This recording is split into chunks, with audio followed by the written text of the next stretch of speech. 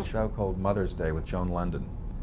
God. A gazillion years. I was the art director. Oh, all right. A long time ago. Sure. And she was doing a book with you at the time.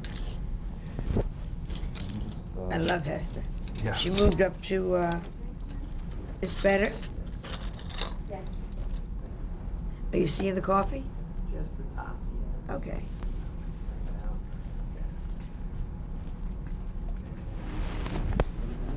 Okay. I'll try not to. Am I okay here? Okay. I feel like Rhonda Barrett holding still. Yeah, poor Rhonda Barrett. Go ahead. Just to finish up on Rabbit Test, what was your approach to directing? That was the first movie you directed. It's the first and only movie I directed, and I got a cinematographer named Lucian Ballard, who was a mean son of a bitch, and didn't help me at all. Really mean. He told me things like, you can't pull a body away from a camera. I mean, he was not a nice man. So I didn't have a good experience as a director. And I don't have a good eye. And I would never direct again. I would love to write another movie, but I would never direct again. But Rabbit Test left me so scarred. But did it hurt your career at all? Didn't hurt my career at all. But it, well, maybe it did. Maybe I would have been Woody Allen if someone had said, okay, that's very funny, let her do another, and this time we'll put her with very good people. We made it for $1. You know, so we had not the greatest of anything with me. Yeah. In 1983, I see you guest hosted Saturday Night Live. Yeah, that was fun. What were your memories of that? Saturday Night show? Live was fun. I worked with Eddie Murphy, which I loved. I thought he was terrific. And I got to improvise, which is, again, fun. And we did a thing with Elizabeth Taylor choking. And I got to play Elizabeth Taylor. And that was wonderful. Yeah, I enjoyed it very much. What were Never some of the did it other- again. What? No? Never asked again. How did you get on with the cast? Fine.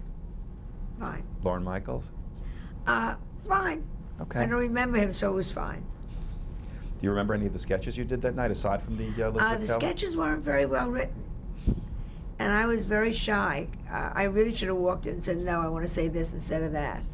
And I didn't. It wasn't, I did one funny thing. I think we did a joke off, and that was funny. I mean, it was Was that the Dueling Joan Rivers? the Dueling Jones With Joe Piscopo? with Joe Piscopo. And that was fun. So it was a funny shot.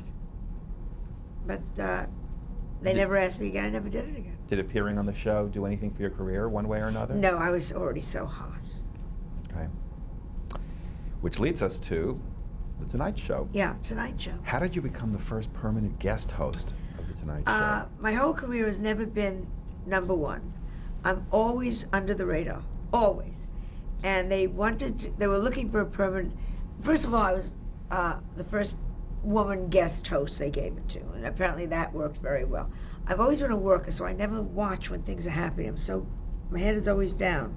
I would have been great on the pyramids, just pulling. And then they were looking for permanent guest host, which I didn't even know, and they offered it to Cosby. And Bill said, no, give it to Joan, she's better. So they came to me and they offered it to me. And it was a brilliant move on their part to get a woman and to get someone outrageous, because Johnny was very safe. And so people would watch me because I was so outrageous in those days. And it worked very well. I got, from the beginning, my ratings were higher than his, which they never told me. They never treated me. I don't want it to turn into a pity party interview, but it was, you weren't welcomed into the NBC family. You were treated like an outsider. My numbers were amazing compared to his. And they didn't even invite me the first 2 years to the cast party or the Christmas party. Did you feel slighted? Yeah, I was always very hurt, very hurt. And then we were trying to get my contract renewed. And they would I guess they just figured, where's she going? And they didn't renew it, and that's when Fox came to me. We'll get there. Yeah, but that's why, and then they were hysterical, why are you leaving us? And you would say, I'm leaving you because nobody's ever said, good job. Can't even get my damn contract renewed. It was very tough in The Tonight Show. They never gave you guests. We had to do our own scrambling. My manager, Billy Samuth, and I would be on the phone begging people to come on, calling them up, pleading with them, and then begging them. We brought Cher on, we brought Boy George on, we brought Elton John on, we brought, we'll go on and on. Did you have resistance to bringing Yes, people like they didn't want these people. And then the minute I would bring them on, and they worked, they then take them from me and give them to Johnny. But I understand that. I understand that. Freddie Cordova was there to make sure Johnny'd show. But they were and I would say to them, oh, come on, for my Christmas gift, let me have Elton John. I'm begging you guys, please. Lily will be funny. Trust me, Lily Tomlin will be funny. And you fight for everything. What was their objection?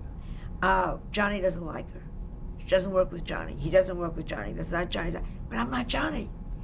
And or we heard they don't work, or they came on once and they didn't do well, or we don't think they're for us. You know, who the hell knows? But Billy Samuth booked that show for me. They did not book that show. Why didn't they let you use their booking apparatus? Because I understand that when I have my own shows. Their booking apparatus, if they could get who's comparable, an Elizabeth Taylor, they're not going to give it to the guest host. They're going to give it to Johnny. And if Johnny sees Elizabeth Taylor on with the guest, he's going to get upset, and quite rightly so. I mean, I understood that. So my manager and I, my God, B. Arthur, who was then I think she was a Maud then, I went to her house and rang her bell and asked her to come on. And then I had to have Did she say yes? No, she was very cagey. Then I had her for dinner, and she was a drunk. And she sat in my house at dinner, all to get this woman on the show, and there was serving, and she took the gravy, and she said to my friend George Firth, who's a writer, where do they get their money from? And George Firth said, who's also nasty, but a very good friend, George said, it's Vegas money. And she said, she's got gravy. My dining room was off-white. Fuck Vegas. Gravy went on my walls and on my floor, but we got her on the show. Did dinner continue after that? Oh, yes. I wanted her on the show. But we booked, they would give you like, oh, how would you like, I'm making this up now, you know, fifth down on some series. And we'd say, yeah, but you know, we think we can get B. Arthur. You can get B. Arthur. So, I mean, it was very tough. So you really worked to get some of those guests on. I work every opportunity. And what was your relationship like with Johnny at the time? My relationship with Johnny was, I adored him on air. He adored me on air. The lights would go down, and he would play the drums, and I would say, for the 9 years I was on that show, or the 10 years I was on the show, boy, the band sounds good tonight. That was our conversation. Then the lights would go up, and he'd say, so what did your mother say to you? And I go, Johnny, I can only tell you this. We had no relationship. He was a very cold man. He wasn't a bad man. He was just a very cold man. So you never had a meal with him? Once he came to see me in all that time, I met him through my husband. Edgar knew him and knew the producer, and so he knew of Edgar. I think we had dinner maybe once, and when Melissa was born, I wrapped her up and sent her over to him with a note saying, how do I say thank you for my career? I'm giving you my firstborn. Bring her up Jewish. So, but he wasn't, Johnny was in a little box and didn't let people in. And I'm not a tumulter. I'm not Steve Lawrence. I'm not Hal, what's his name, John Rickles. Mm-hmm. You know, hey, Johnny, that's not what I do. So, of course, didn't work. Did he hang with any of the people who he worked with? I think if he hung with, I don't know who he hung with. He was very much a Midwestern loner. So you weren't slighted by this? You accepted this no, as that his was Johnny. personality? And you want to know, one less dinner, you have to be nice. It just be charming too. One less gravy stain on my carpet. Did the gravy come out eventually? It came out eventually. Did Bea ever apologize? She didn't know, she was so drunk in those days. Okay. You did a special in the 80s called Joan Rivers and Friends Salute Heidi Abramowitz. Yes. How did that happen? Again, I wanted to do a funny special, and we did this special.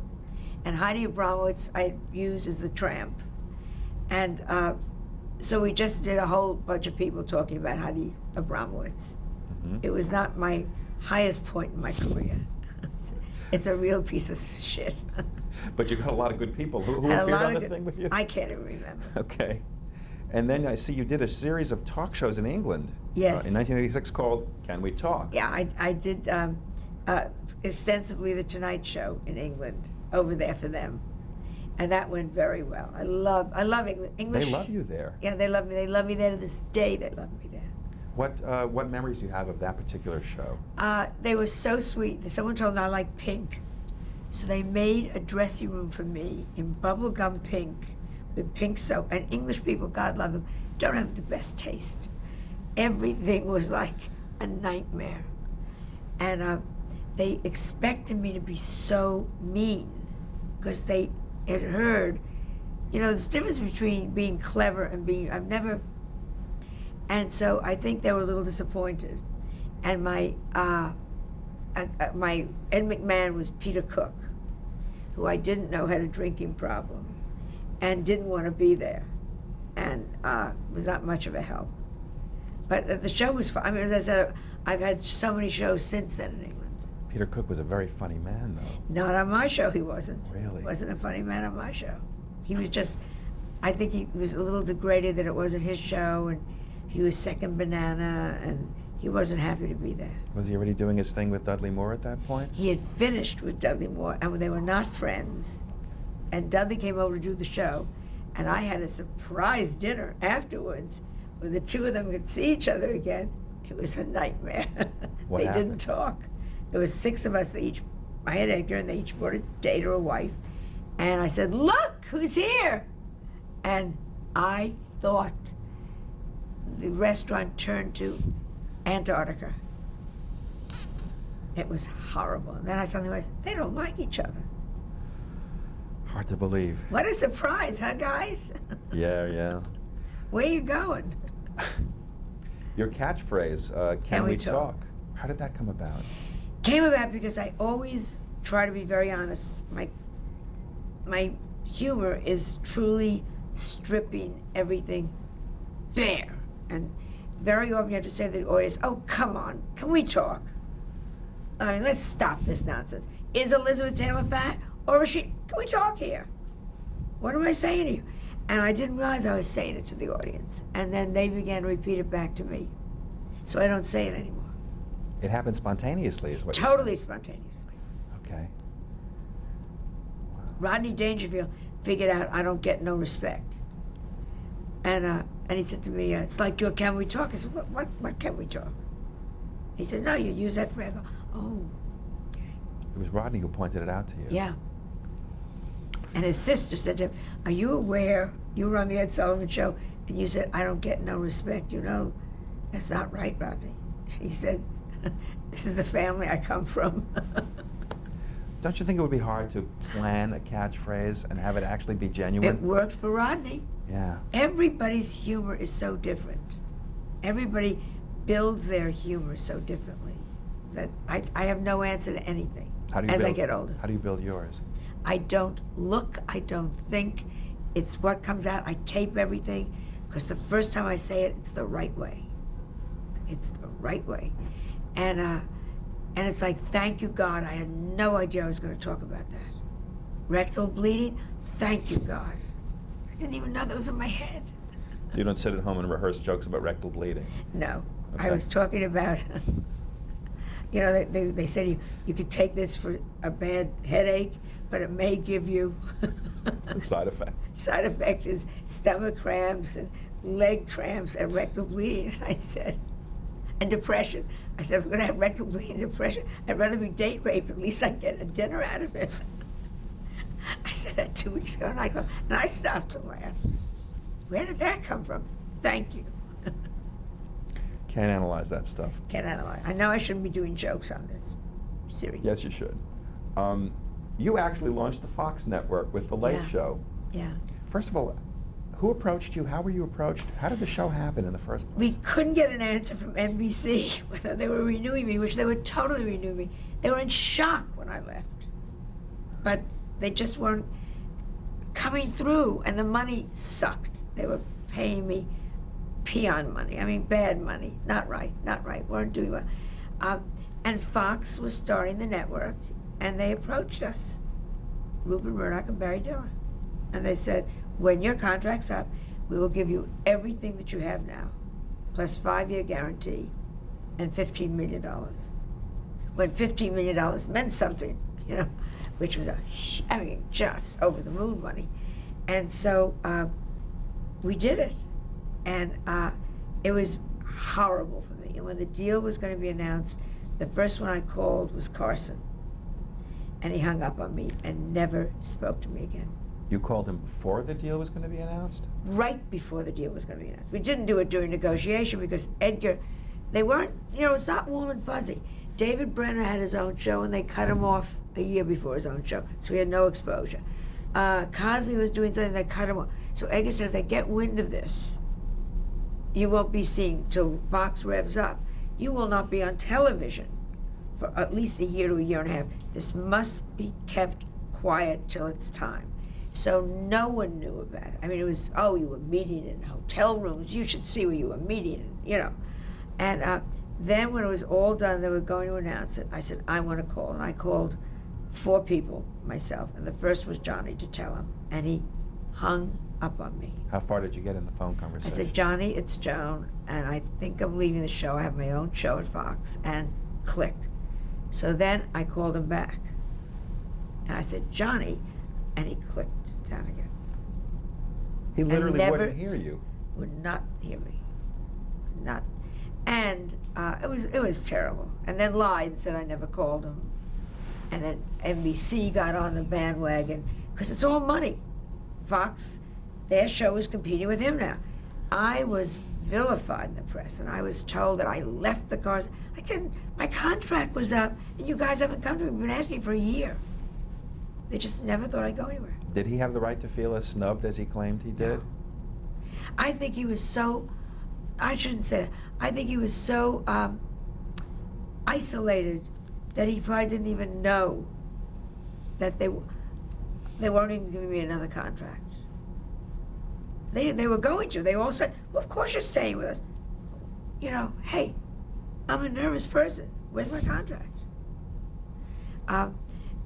But it became business, and it became, he became what he was, what we all are. Johnny Carson didn't become Johnny Carson, didn't get himself out of Nebraska because he was a sweet kid.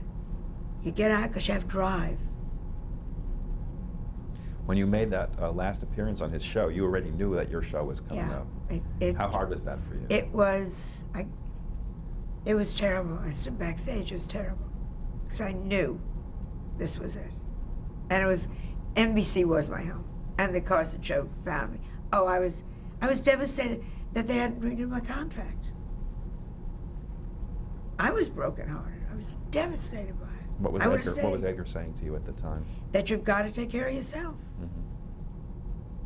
Bernie Brillsey was my agent. You got to take care of yourself.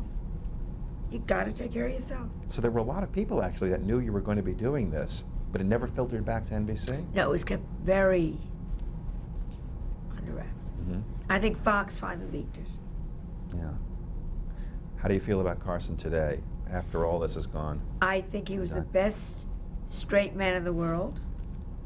Nobody ever did I have that connection with, comedically. It was such a connection.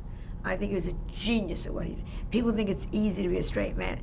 To know when to come in, to know when not to know, oh, no. He was brilliant. And he wasn't competitive. You know, a lot of them, Leno does not let very funny people on because he has to be the funny one. I've been told by his producer, you're too funny for him. Right out flat, you're too funny for him. Carson, and that's the school I come from, take the show, because it's my show, it's okay.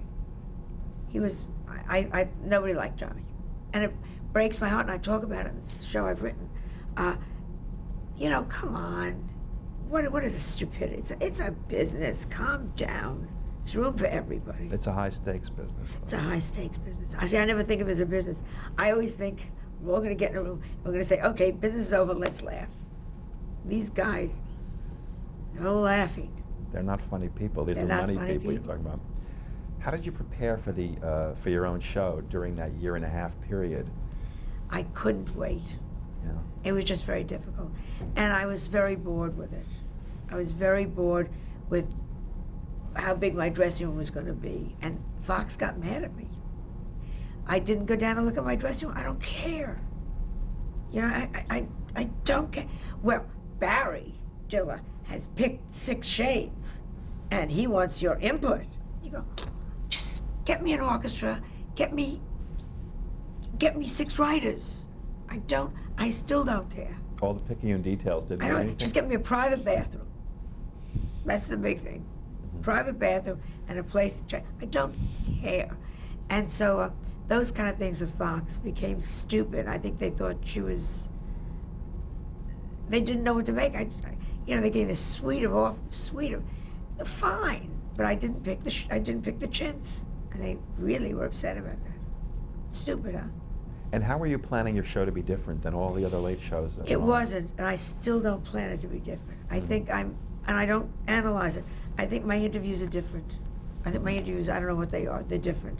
And that's how it's going to be different.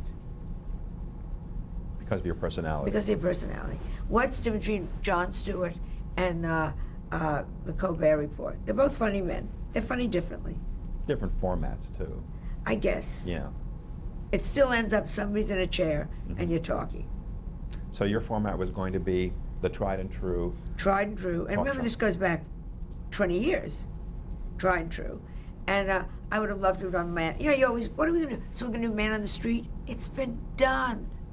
What are we going to do? We're going to do clever little vignettes? They've been done. We're going to do a list? It's been done. It's been done. Can you do it better? Can you do it fresher? Is your joke fabulous? How actively involved were you in selecting the guests for your very first night? Very. And I had Cher, and I had Elton John. Tell us about it. It was just, I was very excited. And we wanted it to be a terrific show, and Billy Samet was right there. And Elton flew over for it, which was great, and sang The Bitch Is Back. And Cher came on. It was a great show. Who else was on the show? I can't remember. You probably know. Pee Wee Herman? Pee Wee Herman, who I adored, who showed me his girlfriend's picture in his wallet. He had cut it out of a magazine. Girlfriend? Well, you know, he played Pee Wee Herman. Oh, Would you like to see my girlfriend? Gotcha. Yeah. And he gave me a box of candy, which he'd eaten most of the candy out of. Your ratings were good in the beginning. My ratings are very good. And the ratings, of course, they dropped. We were on Fox. Fox was then, 3 stations, 4 stations, and Outcast stations. You know, Outcast. We were the guy that we had some stations didn't have call numbers, and we did very well. And the whole thing about leaving and all that, I met Jamie Kellner, who had been the president then, like 5 years later, at a thing, and he said to me, "We always made money on you." How about the network itself? It was just starting the How network. heavy-handed were they, let's say? How much control did they try to exert over What you? they did was, and it was Edgar's fault too, they wanted complete control. Edgar wanted complete control. Edgar hated Barry Diller. Barry Diller hated Edgar. And at the very end, which I talk about in my show, we had a meeting on a Thursday night when things were really bad. And they said to me, "You can stay, your husband goes." I had a Sophie's choice. I was told I could stay. And I said, I go with my husband, thinking they'll never allow it. And they said, then tomorrow night is your last show. And it was. They pulled the rug out that suddenly? Don't go there with me. Thursday night to Friday. Yeah. In my dressing room. Before the show. And your reaction to this was? There is no reaction in the beginning. It's so insane that tomorrow's my last. And I wasn't allowed to say anything on the show because they kept another tape running. And they said, if you say one thing, we will cut you off.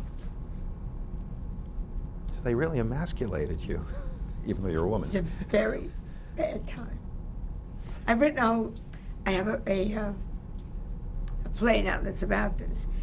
It was terrible, terrible. and it was nothing about ratings. The ratings, we made the money from day one. It was about Edgar and Barry Diller. What was the personality clash? I don't. Edgar was wrong. Barry was wrong. Barry put people in there he didn't believe. They said I trashed my office one day. Somebody had come in and said something really stupid. I took an ashtray and I said, "Oh, fuck," and threw it against the wall. And I called him. I said, "I did." He called me up and he said, "You have trashed your office." Barry called? And I said, "Come over and see." I threw an ashtray. It was that kind of, it was insane. And I blocked a lot of it. It's in my books. I blocked a lot of it. It had nothing to do with ratings. Nothing. And then they put Arsenio on. He went right into the tubes, right down them. No, first they put on somebody else. They put on Suzanne Summers. She lasted 3 days. They all think it's so easy. It ain't easy. I know. It ain't easy. They put Suzanne on, and then they put on a disc jockey, somebody D's. He lasted 2 weeks, and they put Arsenio on, and he went I remember. right Yeah. to the. But it was vicious. How were your dealings with Barry Diller? Not Edgar, yours, personally. He was just against us, and I made a sign called the Barry Meter, and I had a picture of the two of us, and I had them cut it in half, and if he wasn't talking to Edgar that day, I moved him away from me. I did like a 1 to 10 thing. If we all just sit down and laugh, it would be fine. Nobody was laughing. I don't know what the fights were about. I don't, to this day, know what the fuck happened. They wooed you like crazy to do the show, Wooed and me then like say crazy. when it turned. We suddenly- gave them not the numbers they wanted. I remember the first day we got a 5. Well, of course, America watched. And I remember walking with Barry. He said, "We got a 5," and Carson was getting like 6s. And I said, we're not going to get that rate. I mean, they're sampling. But we always got numbers. And we would have gotten. I mean, as Fox built, of course we would have built. Of course we would have built. It was not about ratings. And then they destroyed me. So NBC was knocking me because I left Carson. And then Fox put out all these things that I was difficult to work with. I had a reputation for about 10 years. People used to say to me, "I've heard such bad things about you." Did anyone ever tell you what those things were? I work under totally, I have to have everybody love me in the room. Otherwise I can't work. So it was a rotten time. My husband killed himself over it. Very bad time. You think that's what led to his Oh, there's no question suicide? about it. Because he knew it was him. He knew it wasn't me. He knew it was Edgar and Barry and I knew the real story. Did you have signs at home that Edgar was that Edgar had a despondent? nervous breakdown and went into tremendous depression after a heart attack. And he was losing. Barry and Murdoch, whoever signs your check, as I say in my play, whoever signs your check is your boss. We owed it 50-50. They just stopped the money. Hey, guess we don't owe this 50-50. And Ed got a terrible nervous breakdown. And we went to Ireland. And 3 days later we got back, he killed himself. He couldn't get us out of it. He couldn't fight back. He couldn't pull us out of the rubble. No wonder you consider it a horrible experience in your life. The worst experience On of my many life. levels. It's, yeah. Did standards and practices interfere with you at all Not on really. the show itself? Not really. I mean, it was the same nonsense that you would get Okay. with NBC. Yeah. And was there a lot of competition between you and Johnny, the booking for the guests?